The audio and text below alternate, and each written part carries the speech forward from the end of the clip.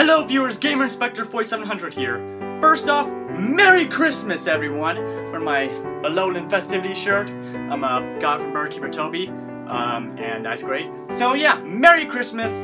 I got a new setup, kind of, because we're rearranging the rooms or whatever. But anyways, a thought occurred to me. It's Christmas time, it's the season of giving, but at the same time it's also the season of getting. So, my thought that came to my head was, what are the top 10 gifts in video games? So, here's my top 10... Jifes. My brother, everyone. My older brother, here for the holidays. He... Roll the list! Top 10 gifts in video games! Starting off the list is a gift received in Fire Emblem Fates. Fates is a great game with great story and characters, despite the fact that it's technically 3 games that all have the same interconnecting story. One of the best things about this game is the main character, Corrin.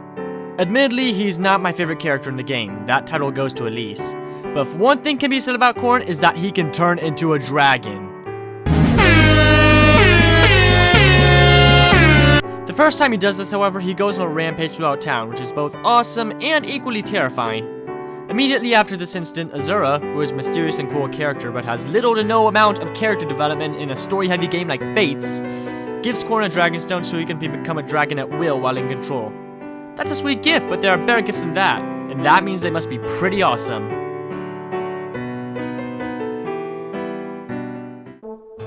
What do I want for Christmas, you ask? All I want for Christmas is a device that has the power to create an Einstein-Rosen bridge, thus allowing me to travel whatever distance I want with invisible sight. In layman's terms, a portal gun. I debated with myself on adding this to the list. Does a portal gun count as a gift? In the first game, that's a bit of a stretch for me. In the second game, however, GLaDOS basically gives you the location of it, so yeah, I'll qualify it as a gift. Be honest with yourself. If you were given an actual functioning portal gun, then you would be one of the happiest people on Earth.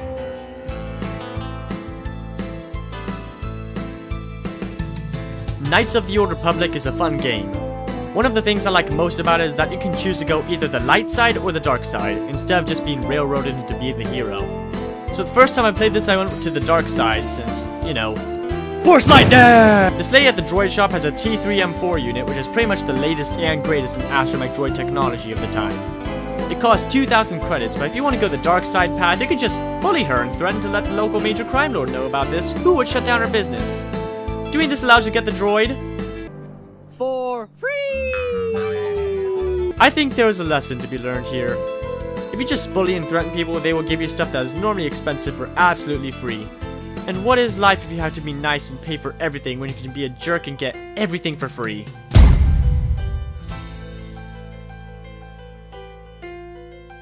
My favorite Mario game is hands down Super Mario Odyssey. For me, it's what Super Mario 64 was for everyone living in 1996. And one of the best moments in the game is when Pauline, as a thank you for saving the city, puts together the New Donk City Festival, which is one of the best moments in the entire game. It may not be a tangible gift, but it's still an awesome thank you present. Just try to play through this without smiling. You just can't. If you've played the original Legend of Zelda, or even know anything about the original Legend of Zelda game, then you'll most likely know this phrase. It's dangerous to go alone. Take this! A game about adventure which starts off with an old man giving you one of the most iconic lines and one of the most iconic gifts in video game history. I would say nothing can beat this, but 3 gifts did in fact beat this one.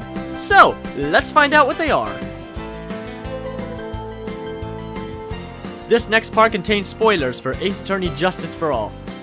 The Ace Attorney franchise is one of my favorite game series of all time, and one of the greatest cases is Farewell My Turnabout from Justice for All. What would happen if in the Ace Attorney universe, where almost every client you defend is innocent, you defend a client who is not only completely and utterly guilty, but has hired a professional assassin who would kidnap your best friend, and won't return her unless you get an acquittal for him. I joked earlier about liking to play the bad guy, but my gaming moral compass usually shifts depending on which game I'm playing. Sometimes I want to play the bad guy like KOTOR or Skyrim, but games like Ace Attorney usually line up with my real life moral compass, and Matt Angard is one of the most despicable human beings I have ever met. You as the player are caught at a crossroads, and it is one of the most conflicting I have ever felt. I wanted so badly to see Matt convicted, but I didn't want to let Maya die. In fact, a verdict is about to come when Franziska von Karma comes bursting in with the most concluding evidence to settle the case. The videotape, which shows Shelly the Killer, the assassin Matt hired, doing the deed. When confronted with this evidence, the killer breaks his contract with Matt and says that he will become his next target for breaking their trust. It is the most satisfying thing ever to see Matt break down and plead guilty while Maya is set free. All thanks to a little gift given by Franziska von Karma.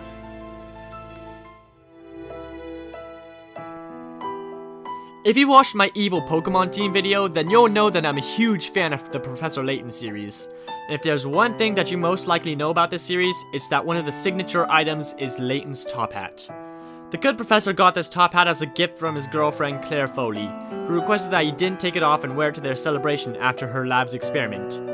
This experiment actually kills Claire in a freak accident, making the hat have that much more sentimental value to Layton. So much so that the only recorded time he takes it off is 10 years later. Sometimes the best gifts are from someone you love.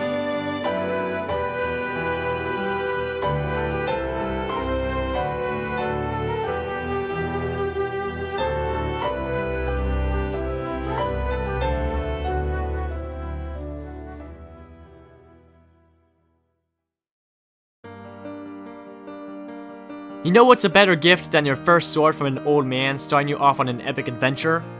Getting your very first Pokemon from an old man starting you off on an even more epic adventure. Pokemon has been with me since I was 3 or 4 years old. As good as Zelda is, Pokemon will always be my favorite.